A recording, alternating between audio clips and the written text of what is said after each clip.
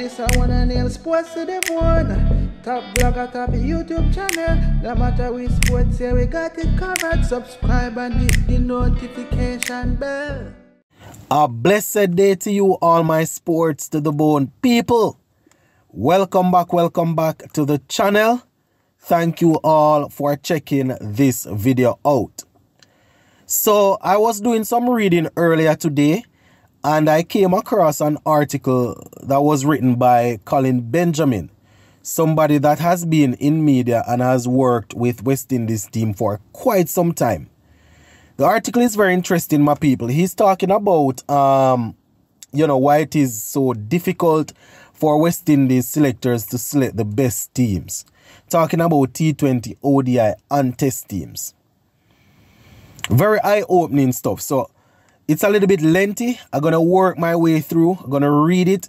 You guys can give a listening ear and let me know what you all think at the end. So taking it from the Sportsmax website, the headline says, why the simple task of picking the best West Indies teams became impossibly complicated.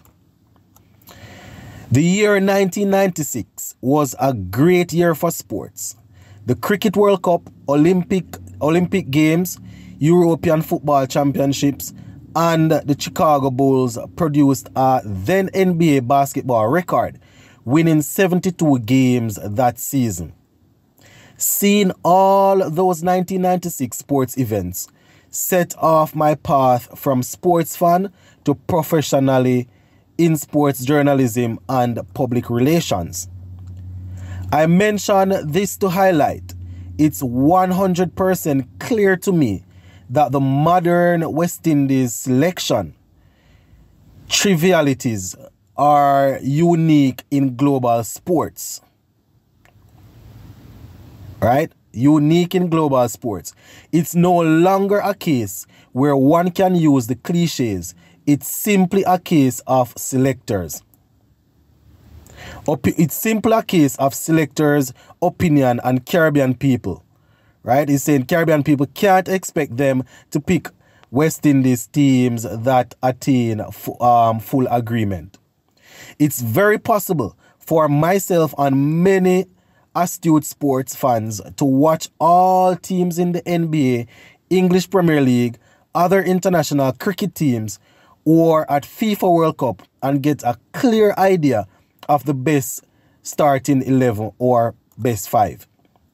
These teams still elicit media and fan discussion over player selection. However, it never descends to the current West Indies selection problems. It says, since the rise of T20 cricket leagues in 2009, where chosen teams never get 90 to 100% support from all stakeholders. All right. He went on to say, as noted on another publication, observing CWI internally from 2019 to 2023, after previously in sports media from 2010 to 2019, fundamentally leads me to believe, due to the modern dynamics of international cricket, unfortunately, despite who is in charge, the Caribbean cricket ecosystem cannot be fixed. Whether the West Indies construct is maintained or broken up voluntary or by market force. However, doing the simple global sports concept of picking your best team should not be hard for West Indies cricket to accomplish. He says, what are the best West Indies 11s? The reality is that selectors don't objectively know and can't currently select West Indies teams that will gain unanimous media and fan support. These suggested hypothetical 11s across might have been universally accepted if things were perfect, but, right, West Indies observes known there is no chance to these teams ever taking the field. So he's saying there, people observing knows there is never going to be a chance to the team, these particular teams taking the field. So he says the T20 team, King, Hope, Puran as the wicketkeeper, Hetmeyer, Powell, Holder, Russell, Narain, Hussein, Joseph, McCoy. The reserves would be Rutherford, Allen, Shepherd, and Drakes. For the ODI team, Lewis, Hope as captain and wicketkeeper, King, Puran, Hetmeyer, Kyle Mayers, Holder, Shepherd, Hussein, Joseph, and McCoy. With the reserves being Carty, Paul, Moti, and Seals. Now for the test team, these are hypothetical teams, Craig Brathwaite as captain, Tejaran Chandopal, Darren Bravo, Shea Hope, Hetmeyer, Puran as the wicketkeeper, Holder, Hussein, Joseph, Roach, and Seals. In reserves, King, Mayers, Cornwall, Gabriel, and Joshua Da Silva. Right?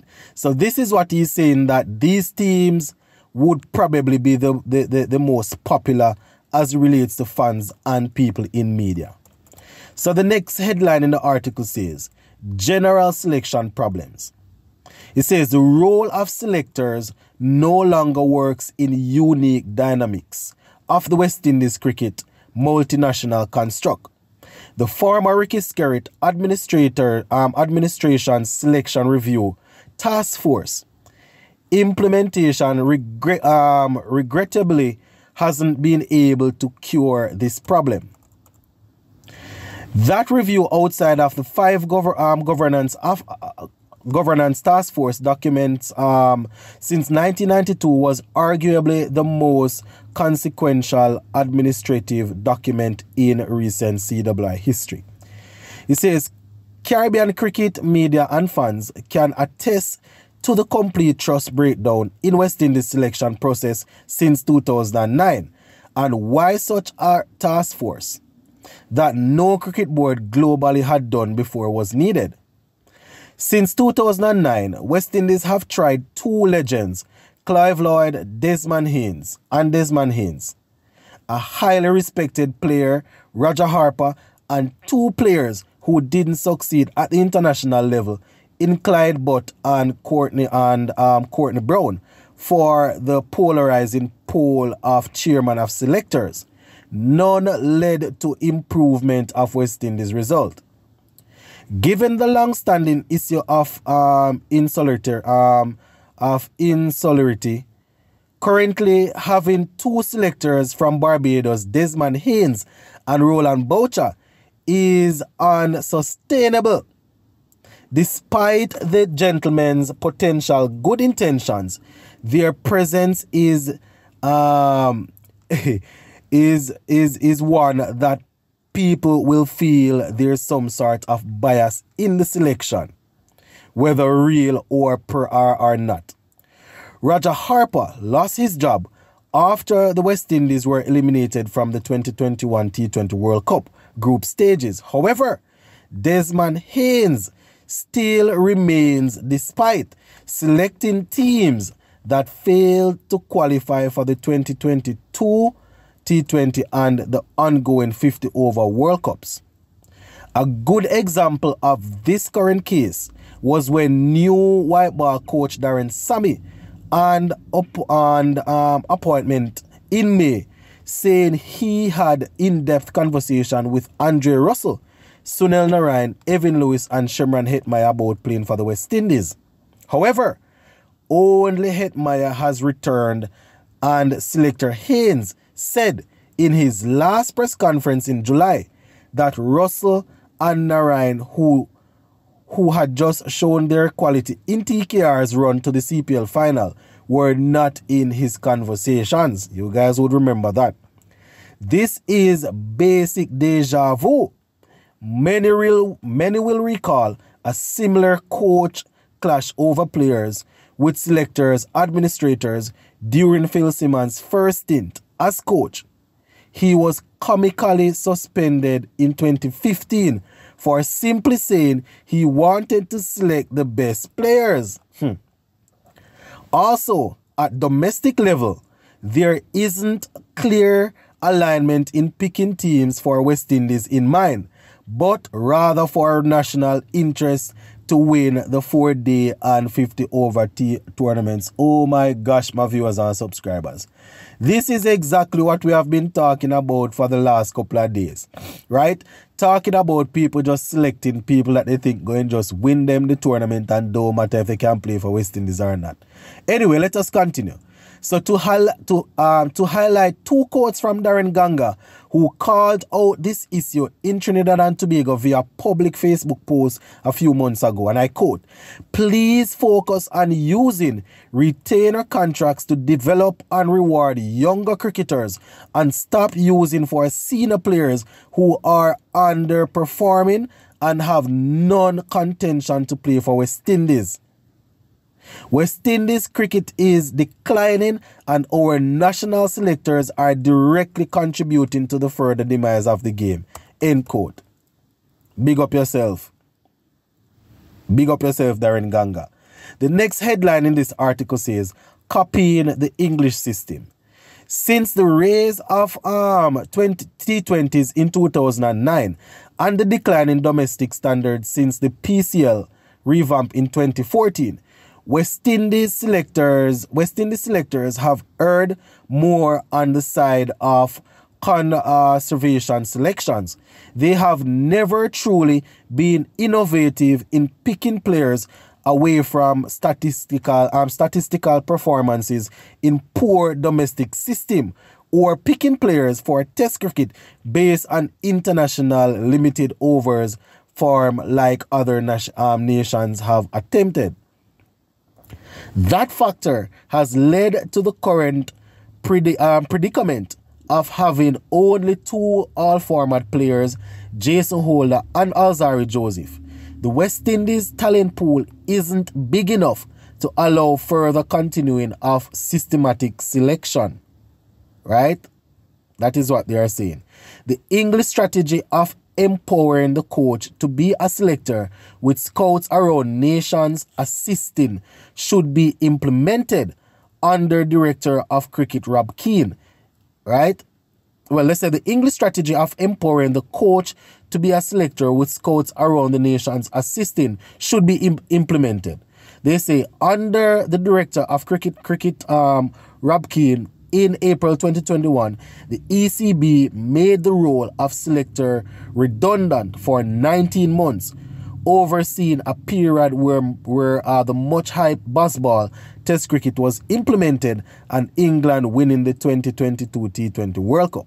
They say afterwards, despite success, Luke Wright was appointed selector in 2022. So that is what they are saying. They say that approach seems perfect for the West Indies, where the coach would have sole selection authority like a football manager with support of the captain and Caribbean-wide scouting network support system. Then Desmond Haynes and any other legends can be used in a more productive role rather than outdated and impossible West Indies context job for a selector. And this was put together by Colin Benjamin. And Colin Benjamin was a Cricket West Indies communications officer from 2019 to 2023. He has covered West Indies cricket for more than a decade for other, for other global and Caribbean publications also. So that is his thoughts, my people. He's saying that the selectors are the job, the role of the selectors should become redundant. The coach should be the one selecting the players with the support of his captain, and then they have scouts around the Caribbean looking to pick up people. Not the worst idea I've heard, but I will let this sit a little bit and we will address it once again. Hope you guys made it to the end of it. No, it was a little bit lengthy, but if you made it to the end and I didn't butcher it that much that you guys can still understand, you can let me know what you all think in the comment section. Big up.